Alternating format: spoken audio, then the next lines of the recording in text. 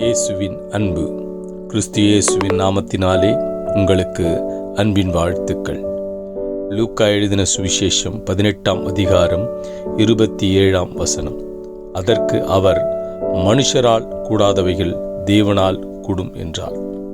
பிரியமானவர்களே, தேவனாலே எல்லாம் கூடும். நீ நம்பியிருக்கிறது அவராலே ஆகும். ஆண்டவரே, இது நடக்குமா நடக்காதா? இந்த காரியத்தை யார் செய்வார்? எனக்காக யார் செய்வார்?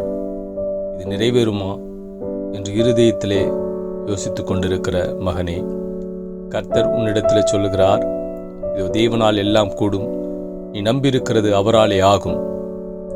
அவர் அதினதின் காலத்தில் நேர்த்தியாய் செய்கிற தேவன்.